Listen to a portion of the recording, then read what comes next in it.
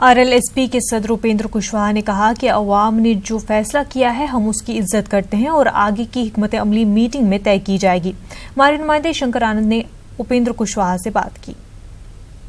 मैं दिल्ली एयरपोर्ट पे हूँ, बात करते हैं। हमारे साथ उपेंद्र कुशवाहा जी हैं। जिस तरह से रिजल्ट आया है, रिजल्ट को लेकर आपकी प्रतिक्रिया?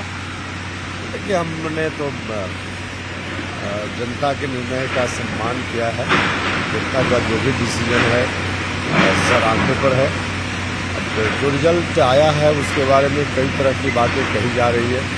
कुछ लोग ईवीएम के बारे में कह रहे हैं, कुछ लोग मुद्दों की बात ठीक से नहीं की गई इसकी बात कर रहे हैं। अलग अलग लोग कारण बता रहे हैं, लेकिन इन कारणों की समीक्षा हम बैठकर करेंगे महागठबंधन के दूसरे नेताओं के साथ, तभी हम इस पर साफ साफ बता पाएंगे कि वास्तव में हुआ क्या। जब तक डिसीजन होता नहीं है तब तक निष्कर्ष जब तक निकलता नहीं तब तक बताना मुश्किल। तो आगे की रणनीति क्या होगी आपकी? ये आगे की रणनीति हम लोग मिल बैठकर तय करेंगे।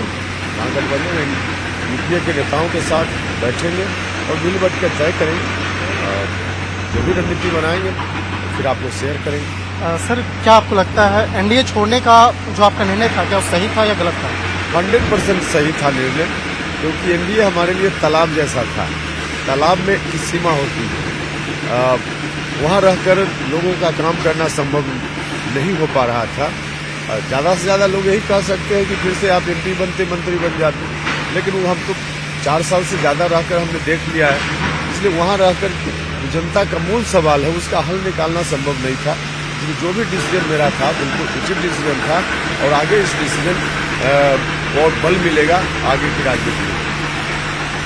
तो साफ तौर पर इन्होंने कहा कि इनका जो निर्णय है वो निर्णय एकदम सही था और वो अपने निर्णय पर आज भी कायम है।